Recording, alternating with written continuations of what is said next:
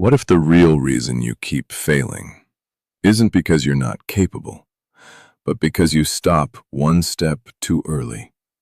Not because you're lazy, not because you're unlucky, but because somewhere deep down you decided that falling means it's over, and that thought quietly controls everything.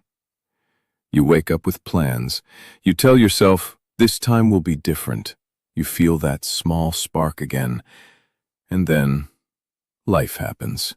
You mess up. You lose momentum. You skip one day. And somehow, that one day turns into a week. And then your mind whispers something dangerous. See? This is who you are. And that's where most people lose the game. Not in failure, but in the meaning they give to it. Think about it for a second. How many times have you tried to start over, only to end up right back where you began? Same habits, same excuses, same frustration. It's like you're stuck in a loop you can't break. And the worst part? You start to believe this is just how your life is going to be. Be honest. Does this feel familiar? Because here's the truth nobody tells you. Failure isn't what's keeping you stuck. Your reaction to failure is. But this is where things start to shift. Imagine two people. Both fail. Both fall hard.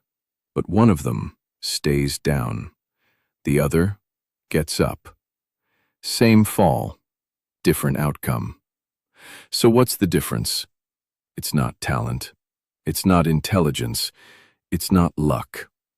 It's something quieter, something internal. It's how they see the fall. Now here's the part most people miss. Falling is not the opposite of success. Quitting is. But your brain doesn't naturally see it that way. Your brain is wired to protect you, so when you fail, it tries to keep you safe. It says things like, maybe this isn't for you. Maybe you should try something easier. Maybe you're just not that person. Sounds logical, right? It's not. It's fear, dressed up as logic. And if you listen to it long enough, you start building a life based on avoidance instead of growth. You don't go all in. You don't take risks. You don't try again with full effort. You play small, just to avoid that feeling of failing again. And slowly, your world shrinks. Here's a thought most people don't want to admit. Sometimes, you're not afraid of failure. You're afraid of what failure says about you. That you're not good enough, not smart enough, not disciplined enough. And instead of facing that fear, you escape it. By quitting early, by distracting yourself, by telling yourself, I'll try again later. But later never comes. And that's when life starts feeling heavy. Not because you're doing too much, but because you're carrying all the things you didn't finish. Now here's where it gets real. What if failure was never the problem? What if falling was part of the design? What if the people you admire the most aren't the ones who avoided failure, but the ones who became comfortable with it? This next part changes everything. There's a pattern you've probably never noticed. Every time you fail, you make a silent decision. Either, this is proof I can't do it, or, this is part of the process. That one decision shapes your future. Same event, completely different identity. One version of you becomes someone who stops. The other becomes someone who adapts. So the real question isn't, how do I stop failing? It's, how do I stop stopping? Which one are you right now? Stuck or starting?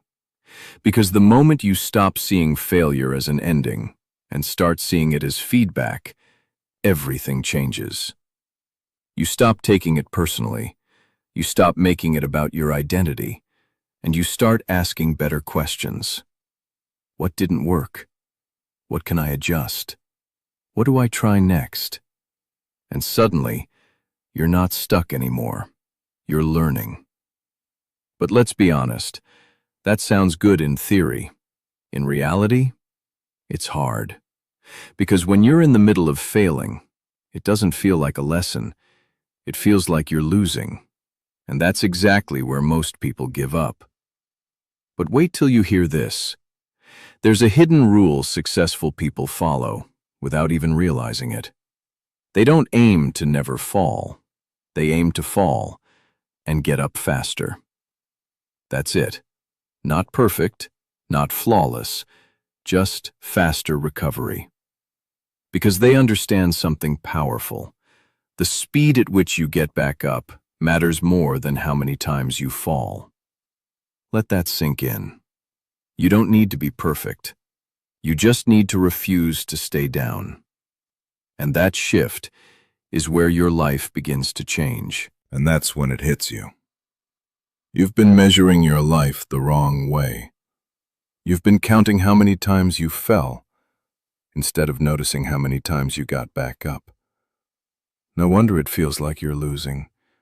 You're tracking the wrong scoreboard. But here's where it gets uncomfortable. Getting back up isn't just physical, it's mental. Because the real damage of failure doesn't happen outside. It happens inside your head. It's the story you start telling yourself. I always mess things up. I can't stay consistent. I'm just not built for this.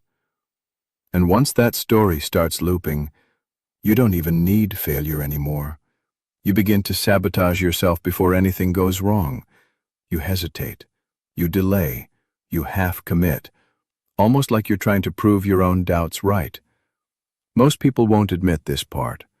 Sometimes, you quit before you even begin, because starting feels risky, but not starting? That feels safe, or at least, it feels less painful. But this is where things change. What if the goal was never to feel confident before you act? What if confidence is something you build after you act? Because right now, you're waiting to feel ready, and that moment, it doesn't exist. Confidence doesn't come first. Action does. Always. And here's the twist most people miss.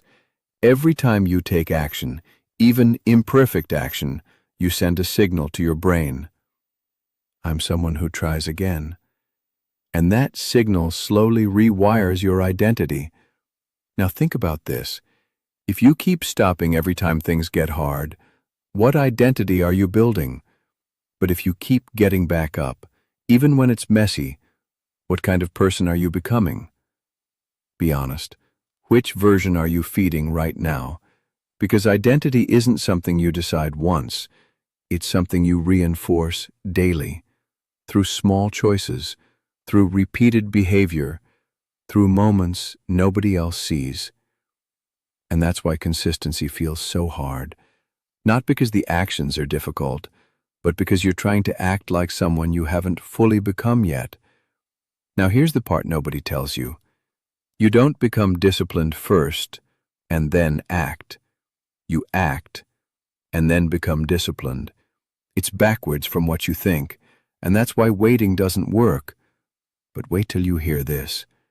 There's a hidden trap that keeps people stuck even when they do try again. It's called the all or nothing mindset. You either do everything perfectly, or you feel like you failed. You either follow your plan completely, or you give up halfway. And the moment you slip, you reset everything. I'll start fresh next week. I'll try again next month. Sound familiar?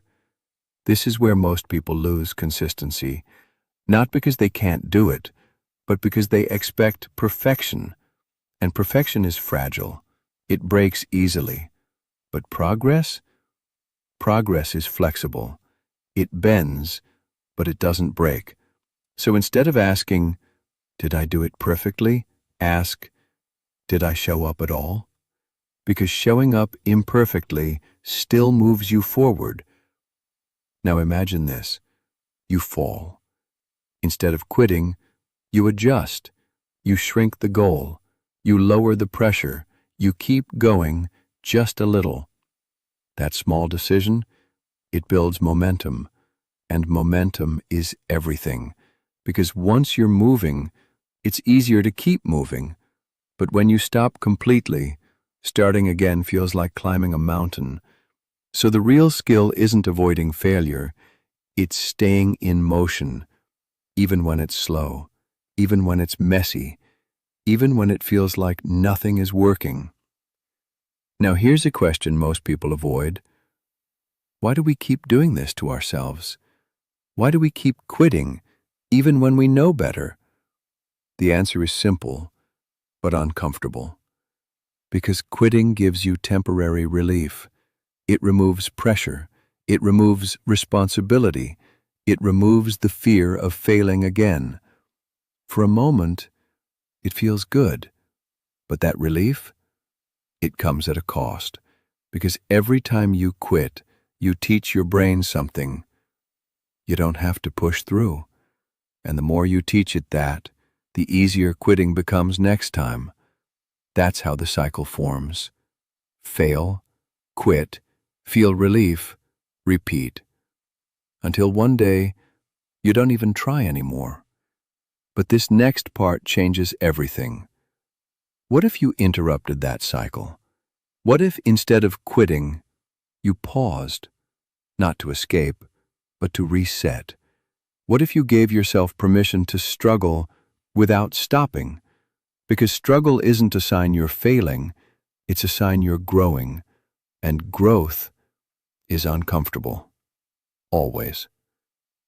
If this makes sense, say something. Because the moment you stop running from discomfort and start working through it, you take your power back. And that's when everything begins to shift. And that's when something inside you starts to change. Not loudly, not dramatically, but quietly. You stop asking, "Why is this happening to me?" And you start asking, "What is this trying to teach me?" That one shift, it turns pain into direction. Now here's where it gets real. Most people think resilience means being strong all the time. It doesn't. Resilience is what you do after you break, after the plan fails, after motivation disappears, after you feel like you've lost control again. That moment right there, that's the real test. Because anyone can stay consistent when it's easy. But can you keep going when it's boring, when it's frustrating, when nothing seems to be working? That's where identity is built. Now imagine this. You're in the middle of another setback. Same feeling as before, that heavy mix of doubt and frustration. And your mind starts whispering, "Here we go again." But this time, you don't react the same way. You don't shut down. You don't escape. You pause. And you say something different. Okay, what now? Simple, but powerful. Because instead of ending the story, you continue it.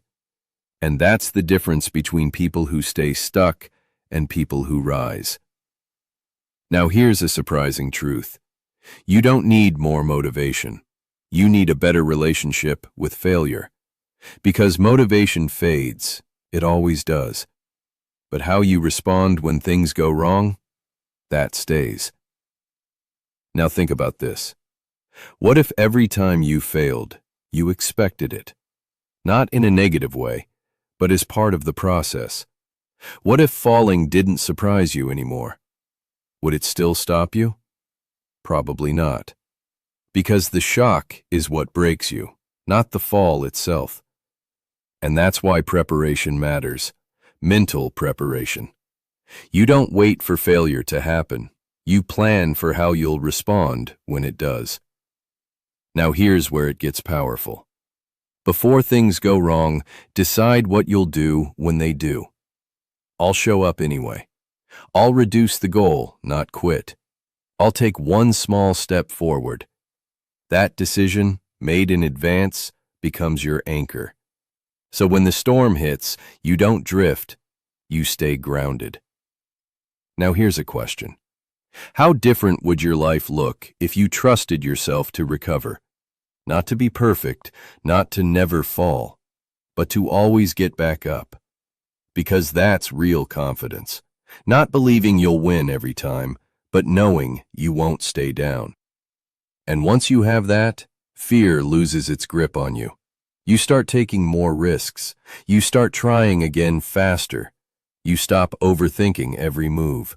Because even if things go wrong, you know you'll handle it. And that freedom, it changes everything. Now here's the part nobody tells you. Growth doesn't feel like progress.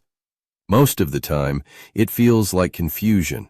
Like you're doing the work, but not seeing results. Like you're trying, but still struggling. And that's where people quit. Because they mistake slow progress for no progress. But wait till you hear this. Just because you can't see the change doesn't mean it's not happening. Think about going to the gym. You don't see results after one workout, but that doesn't mean nothing changed. The same is true here. Every time you get back up, you're building something invisible.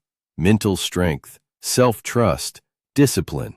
And those things, they compound. Now imagine this version of you. You fall. You get back up, faster than before. You adjust. You keep moving. Not perfectly, but consistently, day after day. That version of you becomes unstoppable. Not because life is easy, but because you don't stop anymore. And here's the truth. Success isn't about getting it right the first time. It's about refusing to give up the process, over and over again. So the next time you fall, and you will, don't panic. Don't overthink it. Just get up again. Because every time you do, you're becoming someone different, someone stronger, someone more resilient, someone who doesn't break under pressure. Now think about it for a second. What if the only thing standing between you and the life you want is your willingness to try one more time? Not 10 steps ahead, just one, and then another, and then another. Because this next step, this one right here, is where your life begins to turn. And here's the moment everything clicks. You realize it was never about avoiding failure. It was about becoming the kind of person who doesn't stay down. Because falling, that's automatic. Life will do that for you. But getting back up, that's a decision, every single time. Now think about your past for a second, not the wins, the falls, the times you lost momentum, the times you gave up halfway, the times you told yourself, this just isn't for me. At the time, it felt like the end. But looking back now, those moments didn't define you. What defined you was what you did next. And maybe, if you're being honest, there were times you didn't get back up. Times you stayed down longer than you should have. Times you let one failure turn into a pattern. That's not something to feel ashamed of. It's something to understand, because now you see it clearly. Now here's the shift. You stop asking, why did I fail? And you start asking, why did I stop? Because failure didn't hold you back. Stopping did. And once you see that, you can change it. But wait till you hear this. There's one final trap that quietly keeps people stuck, even after they understand everything you've just heard. It's the belief that change has to be big. That if you're going to try again, you need to go all in. Wake up early, fix everything, become a completely new person overnight. And when that doesn't happen, you feel like you failed again. So you stop. Again. But here's the truth. Big change doesn't create consistency. Small, repeated action does. So instead of trying to restart your entire life, you focus on one thing. One simple step, something so small, it feels almost too easy. And you do it. no matter what, even on bad days, especially on bad days, because those are the days that matter most. Now imagine this. You fall. Instead of quitting, you shrink the task. You remove the pressure. You just show up a little. And that little effort, it keeps the chain alive. And once the chain is alive, it's easier to keep going. That's how real discipline is built. Not through intensity, but through consistency. Now here's a question. What if your breakthrough isn't waiting for a perfect moment, but for a small, imperfect action? Because most people are waiting to feel ready, waiting for motivation, waiting for the right time. But the right time? It never arrives. You create it through action. Now let's bring it all together. You fall. You feel the doubt. The old voice comes back. Just stop. But this time, you recognize it. You don't obey it. You pause. You breathe. And you say, not this time. And you move, even if it's small, even if it's messy, even if it doesn't feel like enough. Because now you understand something powerful. It's not about doing everything right. It's about not giving up on yourself. And that changes everything. Now picture your future for a second. Not perfect, but consistent. Not easy, but controlled. Not free from failure, but free from quitting. That version of you, they still fall. They still struggle. They still have hard days. But they don't stop. And because they don't stop, they win. Eventually. Because success isn't about who never fails. It's about who refuses to stay down. Fall down 7. Get up 8. Simple, but not easy. And that's why it works. So the next time life knocks you down, don't overthink it. Don't make it mean something about you. Just do the one thing that changes everything. Get up. Again. And again. And again.